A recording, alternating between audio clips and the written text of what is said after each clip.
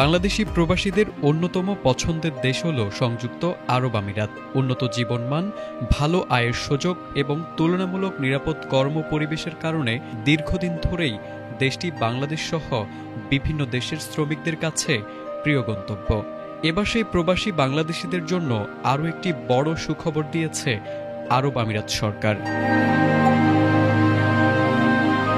সংযুক্ত আরব আমিরাতের মানব সম্পদ ও আমিরাতিয়াকরণ মন্ত্রণালয় ওয়ার্ক পারমিট বা কর্মসংস্থান অনুমতি প্রক্রিয়ায় বড় ধরনের সংস্কার এনেছে।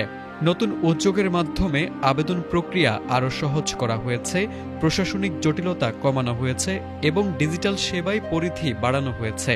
এতে নিয়োগকর্তা ও কর্মী উভয়ই দ্রুত এবং কম খরচে সেবা নিতে পারবেন। এই সংস্কারের আওতায় বর্তমানে ১৩ ধরনের ওয়ার্ক পারমিট চালু রয়েছে।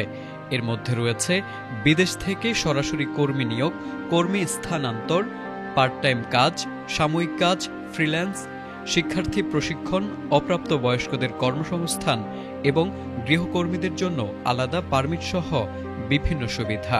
কিছু ক্ষেত্রে একাধিক প্রতিষ্ঠানে খণ্ডকালীন কাজের সুযোগও রাখা হয়েছে, যা কর্মীদের জন্য আরও নমনীয়তা তৈরি করবে। মন্ত্রণালয় জানিয়েছে, এই উদ্যোগ শ্রমবাজারকে আরও আধুনিক ও প্রতিযোগিতামূলক করতে গুরুত্বপূর্ণ ভূমিকা রাখবে।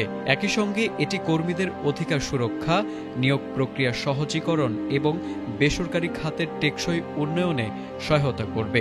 ফলে প্রবাসী কর্মীদের জন্য নতুন সুযোগ তৈরি হওয়ার পাশাপাশি আমিরাতের শ্রমবাজার আরও গতিশীল হবে বলে মনে করছেন বিশ্লেষকরা।